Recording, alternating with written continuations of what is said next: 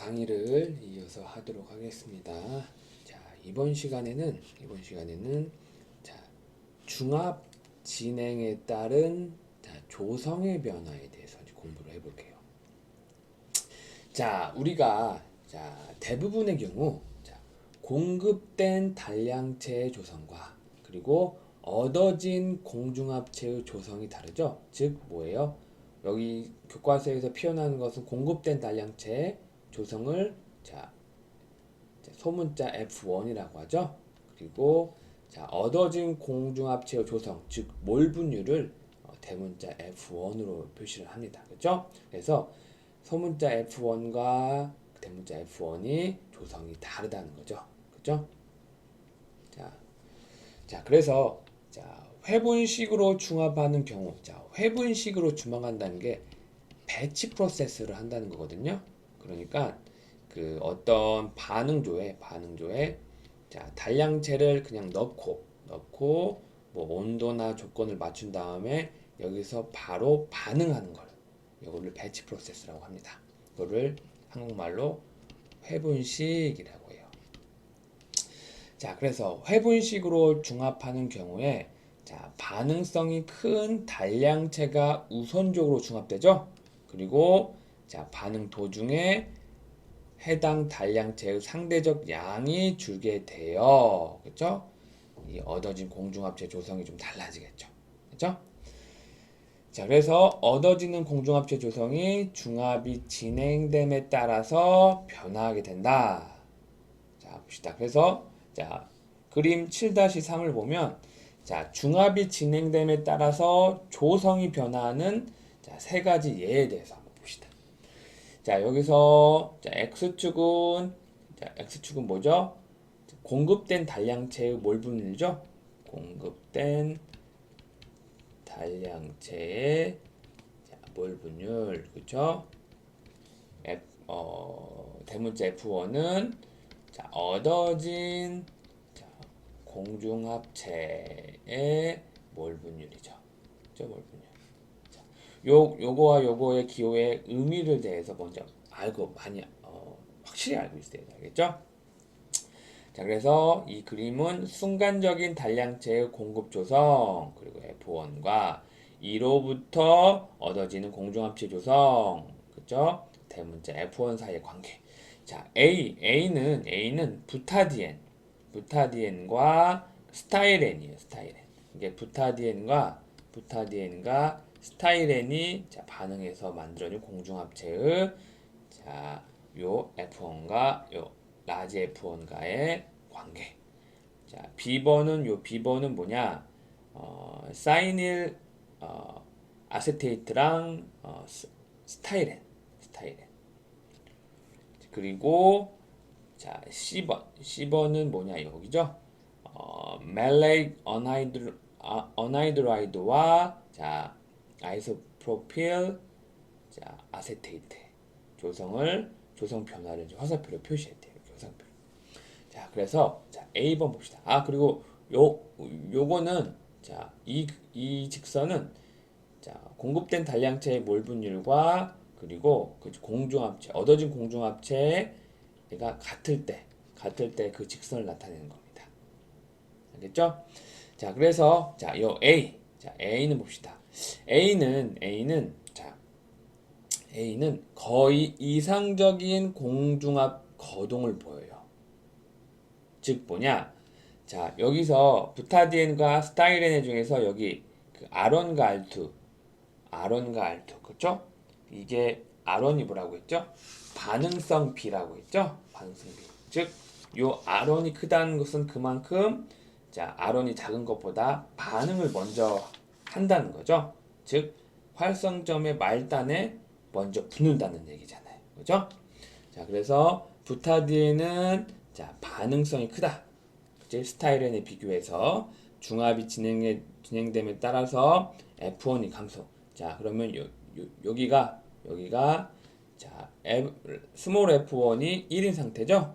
몰 분율 상태면 가장 초기고 요게 중합이 이렇게 진행되면 F1이 감소하고 라지 F1도 이렇게 감소하는 가장 이상적인 공중압 거동이다. 알겠죠? 자, 그 다음에 B번은 뭐예요? 갑자기, 자, F1이, 증가는 하는데, 요 어떤 변곡점에서 갑자기 라지 F1이 확 증가하는 거죠? 즉, 그건 뭐예요? 스타일엔의 반응성이 굉장히 크기 때문에 그렇게 나오는 거예요. 즉, 스타일엔 반응성이, 자, 사이닐 아세테이트보다 훨씬 크므로 스타일엔이 일방적으로 공중합체에 참여해서 F1이 증가하게 되는 거다. 이렇게 알고 있으면 되겠습니다. 자, 그리고 C번은 뭐예요? C번은 멜레익 어나이드라이드랑 아이소프로펜 아세테이트. 즉, 자, 반응성 B가 동일하네요. 자, 그럼 이거는 자, F1이 0.493. 그러니까 여기가 0.493이에요. 그죠? 493 이렇게. 자, 493에서 아지오트로픽 공중압이 일어난다. 여기서 자, F도 라지 F도 F1도 0.493이고 스몰 F1도 0.493이에요. 그래서 요 점에서는 아지오트로픽 공중압이 일어난다. 즉 F1이 0.493보다 클 때, 그죠? F1이 0.493보다 클 때는 중압이 진행됨에 따라 F1이 이렇게 증가하죠.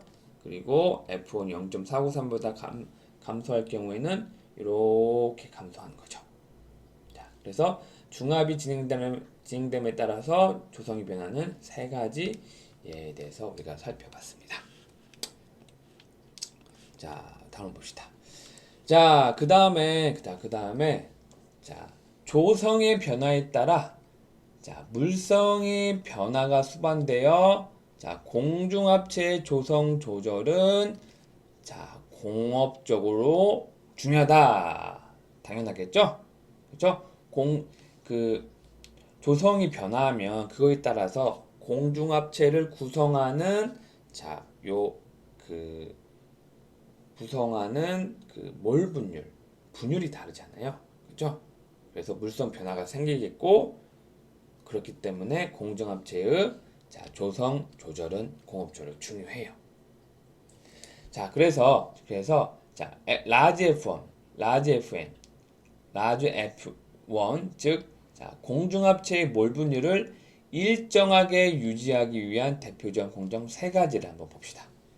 자, 아까 전에도 말했지만은 자, 대문자 F1, 즉 공중합체의 몰 분율이라는 것은 자, 우리가 자, 반응을 한 다음에 요 고분자를 만들었을 때 여기에 있는 몰 분율이 일정하게 만드는 세 가지 방법입니다. 자, 첫 번째로는 자, 반회분식 반응조예요.